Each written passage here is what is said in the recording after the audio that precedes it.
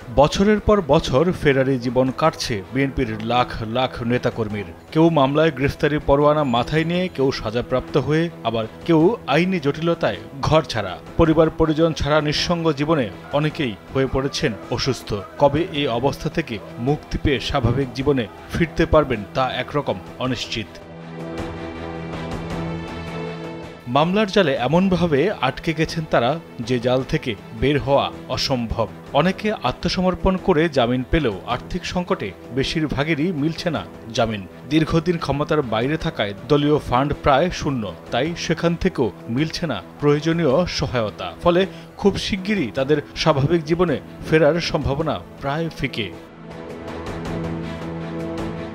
টানা ১৭ বছর ধরে ক্ষমতার বাইরে থাকা বিএনপির দাবি ২০১৯ সালের পর থেকে গত বছরের অক্টোবর পর্যন্ত সারা দেশে ১,৪১,৯৩৪ মামলায় বিএনপির ৪৯,৪০,৪৯২ জন নেতাকর্মীকে আসামি করা হয়েছে। আর গত বছরের ২৮ অক্টোবর থেকে এই পর্যন্ত সারা দেশে ১,৬৪৫টি মামলায় প্রায় ৭০,০০০ নেতাকর্মীকে আসামি করা হয়েছে।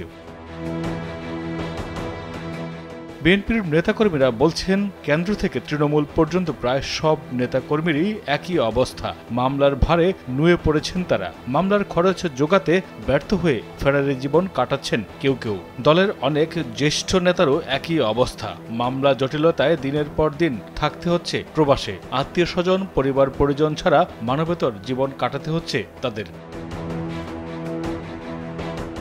যার অন্যতম ভুক্তভোগী দলের স্থায়ী কমিটির সদস্য সালাউদ্দিন আহমেদ। কক্সবাজারের চকরিয়া পেকুয়া আসনের সাবেক এই সংসদ সদস্য ৯ বছরের বেশি সময় আটক আছেন ভারতে। সালাউদ্দিনের স্বজনরা বলছে, প্রয়োজনীয় কাগজপত্র না থাকায় এবং আইনি জটিলতায় বারবার আটকে যাচ্ছে তার দেশে ফেরা।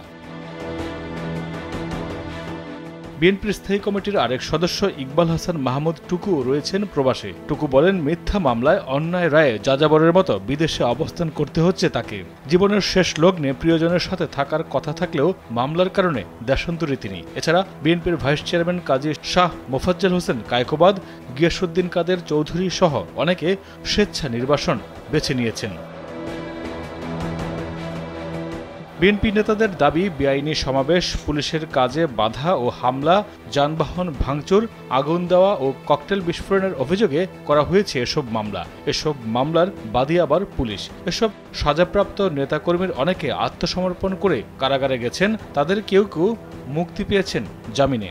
তবে সাজাপ্রাপ্তদের একটি বড় অংশ এখনও আত্মগোপনে রয়েছে, এমন একটি খবর প্রকাশ করেছে দৈনিক সমকাল। মাইদুর রহমান রুবেল, কালবেলা।